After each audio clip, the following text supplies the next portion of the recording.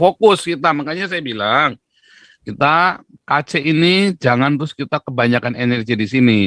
Ya. Tetapi kita punya fokus yang lebih besar, tapi jadikan ini trigger. Makanya kita bikin KC ini viral seviral-viralnya. Cuman itu tadi sayangnya lawyernya tadi mungkin karena dia cuma anak buah juga bisa ya. Jadi nggak ngerti apa-apa atau nggak berani ngomong juga bisa ya. Betul. Nah, cuman saya nggak tahu nih si Komarudinya berani nggak masuk ke sini kan? Kita tanya-tanya toh. Kalau nggak punya titik juga repot juga nih. Oke, lanjut nih Amin Wijaya nih. Silakan Amin Wijaya. Mana nih Amin Wijaya nih?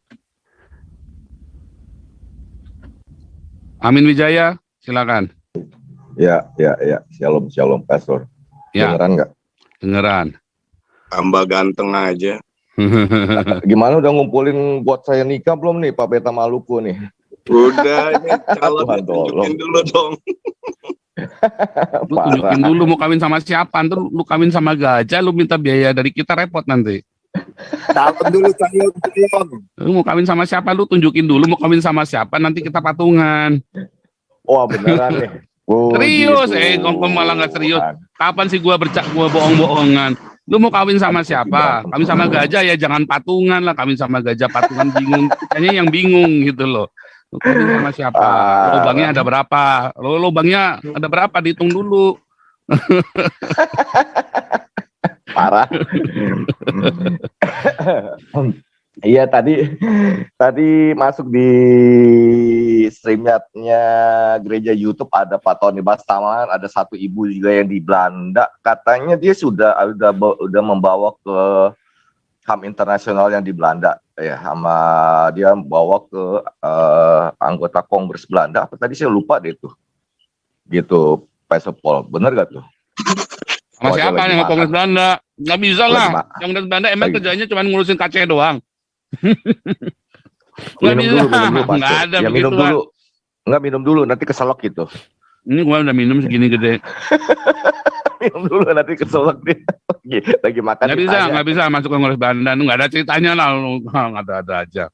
Kita yang realistis. Kalau kita ngomong gede tuh harus yang realistis gitu loh. Saya memang kalau bicara tuh mantap gede, tapi yang saya ngomong itu pasti ada buktinya yang saya ngomong. Kelihatannya gede karena kalian nggak pernah kepikiran, tapi realistis. Kalau masalah KC dibawa ke Kongres Belanda itu hal yang mustahil. Kongresnya lagi bubar sekarang. Kongres Belanda ini kan lagi dilikuidasi. Mereka memecat dirinya sendiri kan, pemerintah Belanda ini kan. Oh, partai apa tadi? Saya lupa itu partai apa tuh. Nggak bisa lah, serius nggak bisa. Nggak bisa, nggak akan dibicarakan di Kongres. Kongres pentingnya apa bicarain KC? Nggak ada, nggak bisa, nggak ada.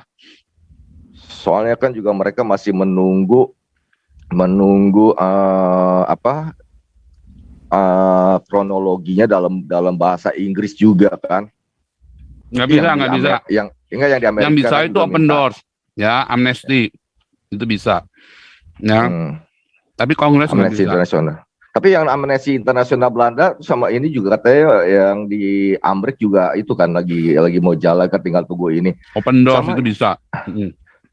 Sama itu juga kan lebih bagus kan yang dari konferensi persnya Abi dengan para pengacara itu kan Pastor kan bisa juga diiniin cuman ada gak yang YouTube yang bisa untuk ditranslate dalam bahasa Inggris? Mereka kan juga bisa mengambil data dari sana. Yang konferensi pers. Betul kan kejadian-kejadian yang harus dipaksa makan T4K itu. Jadi nanti prosedurnya begini, prosedurnya wartawan naikkan, maka orang-orang akan membicarakan, ya. Lalu organisasi-organisasi kemanusiaan akan turun. Lihat Indonesia, kurang ajar nih Indonesia, kurang ajar begini bla bla bla bla, ditambah-tambahin dibumbu-bumbuin politik. Nah, lalu terus organisasi-organisasi internasional ini akan ngadu ke PBB turun sama negara. Siapa nih yang mau urusan nih? Indonesia kurang ajar nih, siapa yang mau urusin? Belanda bilang, gua mau ngeresein nih. Jerman, gua ngeresein sampai lagi. Sampai itu yang dulu ngeresein Indonesia itu negara di Kepulauan Salomon apa itu? Saya lupa itu satu lagi itu yang Watu apa? Yang kemarin berantem sama wakil PBB yang cewek itu. Saya lupa itu namanya. Vanuatu. Vanuatu ya. Vanuatu. Nah, mungkin itu ngerasain tuh, wah gimana nih pelanggaran HAM di Indonesia nih, Papua belum kelar, ada lagi Aceh nih, belum lagi nanti siapa lagi kan. Nah itu nanti baru tuh negara-negara itu yang membawa ke Kongres. Gimana nih, siapa yang mau barking siapa nih, nah, baru begitu. Tapi itu panjang urusannya, itu kita ini jalannya masih panjang, nggak kelar ini. Nggak bisa cuma satu kace tungguling itu nggak bisa, kita jalannya masih panjang. Tapi kudu keras sekali, makanya sekarang ini, waduh kalau lawyernya begitu saya khawatir loh. Kalau lawyernya kelasnya begitu saya khawatir. Terus terang aja. Ya, kalau Umar Fadri minta bicara tuh Pak, udah respon. Ya bentar, satu menit lagi. Jadi ya betul, yang pertama kali membuka ini semua adalah Pak Herbert ketika saya juga mendapat WA jam 6 ya, tapi saya tahunya jam 11. Ternyata WA itu udah tersebar di banyak orang gitu, Pak Herbert gitu. Iya kan, langsung pada live kan, ada berapa channel live gitu. Itu Pak Herbert betul yang membuka semuanya. Itu ada yang mau debat tuh Pak Sur katanya. Saya kasih dulu ini. Mau debat kudu tambah video. Kalau nggak tambah video nggak boleh. Ngakunya perwakilan NU tuh Pak. Nggak, harus tambah muka. Kalau nggak boleh. Umar namanya. Oke, lanjut. Kalau tampak muka boleh ya. Ini kita prioritasin. Kalau nggak tampak muka nggak boleh. Ya, ini lanjut dulu nih. Pancasila Abadi. Tadi udah resen nggak kita kasih masuk ini. Pancasila Abadi silakan. Pancasila Abadi. Oke Pak, shalom tadi. Shalom, ya, silakan. Gubrak, jus. Ulala bebe. Waduh, ini minumannya ini jadi haus saya ngelihatnya Pak Paul. Begini aja vodka Pak Paul. Ini, minumnya vodka ini. Supaya singkat saja, hanya ini aja mau saya tanya Pak Paul tentang itu judul lagu yang itu apa sih Pak? Yang Yesus kunjungi Indonesia itu, ya, itu memang cuma itu ada di sini Pak? doang. Itu tim kita, itu kita semua dari lagu saya itu. Enggak, maksudnya kalau itu saya buat sebagai potong-potongan juga boleh. bisa Kan ada Pak? aslinya, ada yang originalnya satu lagu itu. Yesus kunjungi Indonesia. Iya. Tuhan melawat Judulnya Indonesia. itu Pak ya? Tuhan melawat Indonesia judulnya. Oh, Tuhan melawat. Oh ya. Oke lah Pak, ini aku komentar sedikit lah kalau masih ada waktu tentang ya pengacara tadi itu Pak Martin. Nggak tahu, kayaknya memang kasihan juga. Jadi dari satu sisi saya melihatnya gitu. Kasihan. Aku pernah mendengar dia di channel Pak Joshua Tewu dan Pak Kamarudin Simanjuntak. Sepertinya oke gitu. Cuman ditanya hal-hal sederhana, kalau memang merasa merasa agak nggak bisa, nggak mampu, ya memang harus dijawab seperti itu. Artinya menunjukkan bahwa dia juga itu kenapa ya, istilahnya kita jadi merasa ini kayak mengelak gitu jadinya. Ya, jadi mengelak. Yang mengelak itu saya nggak suka tuh. Harusnya kan dia jawabnya, tenang Pak, kami sedang perjuangan, ini ada yang nggak beres Pak. Enak kan jawabnya? Iya, misalnya kan? Iya. Oke lah Pak, begitu aja. Ini masih banyak teman-teman juga ini gubrak-gubrak. Tuhan, apa tadi Pak judulnya Pak? Tuhan melawat Indonesia. Tuhan melawat Indonesia. Oke, siap. Shalom, makasih Pak. Beberapa minggu yang lalu saya ada rekaman sendiri itu. Tapi itu belum, ini kita mau rekam ulang semuanya nanti. Ya, ini Pak Robert. Ya, silakan Pak Robert. Halo. Shalom Pak Robert. Shalom, terima kasih Pak Paul. Dan senang kita boleh jumpa lagi. Kalau tadi banyak dibicarakan mengenai bagaimana supaya kasus Pak KC ini menjadi masalah internasional Pak. Jadi tadi sempat ada wartawan. Saya yakin bahwa tugas mereka itu adalah untuk mengekspos atau memviralkan. Jadi kalau kita bertanya mungkin dari segi bagaimana nanti keadaan Pak KC, keamanannya, ya memang kita perlu lawyer internasional yang menyuarakan ke dunia Pak. Nah disinilah mungkin ya tugas daripada masing-masing kita yang ada di dalam Zoom-nya Pak Paul untuk saling ya mengkontak kongres yang ada di tiap-tiap wilayah di mana kita berada, demikian juga ya bagi di Eropa atau Australia, karena untuk bisa viral mereka harus ketahui. Jadi kita kembali kepada tuntutan kita bukan karena Pak KC. Pak KC adalah salah satu objek yang menjadi victim di sini dan memang betul itu trigger. Tetapi tuntutan kita konsisten, Pak, memberantas ketidakadilan di Indonesia dengan identitas agama yang tidak boleh ada di negara merdeka, berdaulat, berdasarkan demokrasi yang ada. Dan kedua, memberantas para koruptor karena tindakan-tindakan orang-orang intoleran seperti Khilafah, FPI, HTI, mereka semua itu bisa bergerak karena ada pendana. Jadi di sini kita lebih luas untuk fokus kepada pendana ini harus ditangkap untuk kemakmuran Indonesia dan untuk kesejahteraan rakyat dan keadilan. Karena kalau bicara soal keadilan, sebenarnya ya kita harus melihat bahwa kitalah orang-orangnya di dalam ini yang memang mengenal keadilan yang benar. Karena keadilan itu sesungguhnya berada di dalam buku ajaran kita, yaitu Alkitab, di mana kita diajar bahwa hormatilah Tuhan dan sesamamu manusia. Jadi dikala kita memegang keyakinan kita ini, jadi tidak ada yang bisa dicurigakan bahwa orang Kristen ini akan memperlakukan tidak adil pada siapapun. Jadi saya berharap melalui channel yang Pak Paul sudah prakasai ini, kita semua sehati untuk mensupport. Jadi kita tidak bicara saja, tetapi juga tidak bertindak. Oleh sebab itu, saya selalu menganjurkan, ini kita harus ada kolaborasi bersama, menyatukan kekuatan dan kesatuan, supaya pemerintah ini bisa bertindak, karena selama ini tetap saya suarakan. Kasus Pak KC yang adalah high profile dan dilakukan secara manipulasi politik, sampai sekarang tidak ada pernyataan sedikit pun dari Pak Presiden yang adalah penanggung jawab segala permasalahan di Indonesia, khususnya ketidakadilan dan penyelewengan kekuasaan. Cuman karena desakan-desakan kelompok MUI dan mungkin partai-partai yang seharusnya terlarang, partai teroris seperti PKS, itu kita harus lawan. Dan mereka yang mendanai, itu sudah jelas-jelas.